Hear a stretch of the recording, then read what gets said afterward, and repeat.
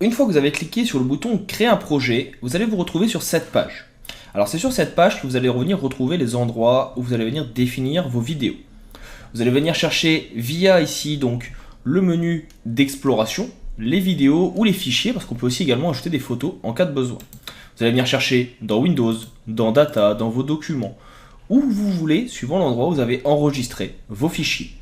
Vous avez la possibilité de venir placer des documents en favoris. Par exemple, je peux très bien venir ici dans Data et dans mon dossier tuto et dire que c'est mon dossier favori en cliquant sur la petite étoile qui est ici. Et automatiquement, elle apparaîtra à cet endroit. Ça me permettra de le retrouver assez facilement. Si je dois monter mes tutos, eh bien, je pourrais venir les faire très facilement ici. Je vais venir à cet endroit donner le nom de mon projet. Donc là, on va l'appeler Tuto Rush. C'est le projet que nous allons faire donc ensemble ici. En venant sur la petite flèche en haut, vous allez pouvoir venir remonter d'un cran en arrière également dans votre nomenclature. La nomenclature, pour ceux qui ne savent pas, j'espère que vous le savez quand même, c'est comme ça qu'on appelle en fait la succession de dossiers. Dans cette nomenclature là, donc nous on est dans tuto, si je reviens en arrière d'un cran, j'arrive sur mon disque dur data. Je peux fermer bien sûr cet élément ici en venant cliquer sur la petite croix et je reviens sur la page d'accueil. Ça peut être intéressant de le savoir. Nous avons également ici la possibilité de venir chercher directement, alors déjà je vais renommer parce que comme j'ai fermé, hop, ça s'est enlevé, on a dit qu'on l'appelle Tuto Rush. On peut venir chercher directement dans Creative Cloud si on a intégré des éléments ou des vidéos directement dans notre cloud, ou on peut venir avec OneDrive si on a également un compte OneDrive.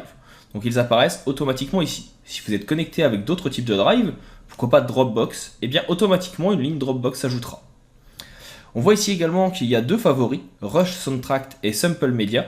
Ce sont en fait les éléments de base présents dans le logiciel. C'est ceux que nous allons utiliser ici, tout simplement pour les ajouter à la composition.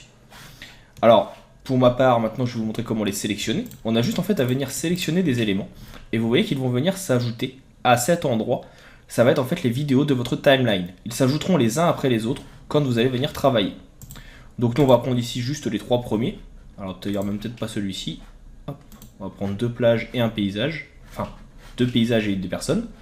On les a ici. On a également un petit menu en bas qui peut être intéressant de connaître. Le premier, il permet en fait de classer les vidéos par nom ou par date de création. C'est-à-dire que ça permet, si jamais vous avez des dossiers avec de nombreuses vidéos qui auraient été faites sur plusieurs jours, de les avoir par ordre de date. Et par nom, c'est si vous les avez déjà renommés. Et à côté, vous avez ici donc également la possibilité de voir ce que l'on va rendre visible. Uniquement les vidéos. Donc là, ça cache par exemple ce que l'on avait ici juste avant qui était de l'audio. Si je viens revenir sur tous les médias, l'audio réapparaît. L'audio, il est repéré ici avec des petites lignes qui font donc symboliser le son. On va avoir les images seules, c'est si vous avez des images. Par exemple, moi si je viens dans tuto, si je regarde par exemple dans mon tuto test, j'ai un PSD qui apparaît. C'est une image, je peux venir l'ajouter à la fin. Si je veux l'enlever, je peux venir cliquer dessus, ça l'enlève automatiquement.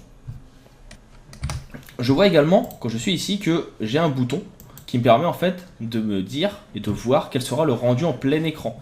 Ça me permet de venir voir tout de suite ma vidéo et de venir l'ajouter ou non à la sélection. Donc là on est sur une photo, mais ça marche aussi sur les vidéos. Par exemple si je reviens dans Sample Media, je vais me remettre ici en tous les types de médias. Et si je viens par exemple regarder la vidéo 1, j'ai également ce bouton. On voit également d'autres informations à côté, le type de format, ici on est sur du MP4, et la durée, 6 secondes. Et si je clique sur le grand, et bien ici je vais déjà pouvoir venir prévisualiser ma petite image, mon visuel. Et je peux passer à tout moment, normalement, à la vidéo d'après. Alors pour swiper normalement sur mobile, vous pourriez le faire. Ici, comme on est sur un écran PC, ce n'est pas possible. Encore une fois, je vous rappelle que quand le logiciel sortira sur Android, je vous ferai une mise à jour gratuite de l'application du tutoriel. Ici, vous allez également avoir la possibilité, dans un premier temps, de venir définir la durée de ce que vous voulez. Là, on voit que la vidéo dure 6 secondes, mais imaginons que vous voulez que ça commence, et bien par exemple à la première seconde. Je peux venir placer mon timer, la ligne bleue ici, et réduire la durée. De cette façon, quand on viendra donc importer, on commencera à partir de cette seconde. On peut venir ici donc faire plus et moins, ça permet donc de découvrir quand commence la vidéo, de faire une avance image par image avec les boutons qui sont ici, ou d'aller en fin de vidéo, ou de passer à la précédente, etc. etc. Ça permet donc de visionner très facilement ce qu'il y a sur les vidéos. Là, il me visionne toutes les vidéos présentes dans le logiciel. Enfin, en tout cas, dans mon dossier. J'ai également la possibilité de visionner le son. Alors, vous ne l'entendrez pas parce que j'ai mon casque, Mais voilà, ici le son va démarrer quand vous allez lancer en cliquant sur lecture et vous entendrez ce qui se fait, le son qui est présent. Vous avez la durée et la possibilité également de voir donc à quel moment sont les plus hauts et les plus bas. Si vous souhaitez par exemple avoir un moment un petit peu plus intense, on voit que le son est plus élevé ici, plus présent, et que là il va descendre un petit peu après. Donc voilà, si vous voulez revenir en arrière, on clique sur retour à la grille normale, et une fois que vous avez défini tous vos éléments, moi je vais venir ajouter ici une dernière vidéo où ils font de la plongée, je ne l'avais pas vu mais ça peut être intéressant. Je vais venir ici donc bien cliquer synchroniser avec Creative Cloud pour enregistrer le multimédia, c'est-à-dire le multi-device. Et on peut faire également une copie, c'est-à-dire qu'il va copier nos éléments sur l'appareil sélectionné. Donc vous voyez, ici enregistrer une copie du média sélectionné sur l'appareil que j'utilise, voire préférence pour l'emplacement. Donc sa préférence, on verra ça dans la vidéo, juste après quand on va s'intéresser aux différents menus du logiciel. Et maintenant, il ne me reste plus qu'à cliquer sur créer, et automatiquement, le média va se préparer. Donc ça peut être plus ou moins long, suivant le nombre de vidéos. Et automatiquement, on passe en mode création avec les différents menus. On voit ici donc plusieurs petites informations que l'on va étudier maintenant que notre projet est créé.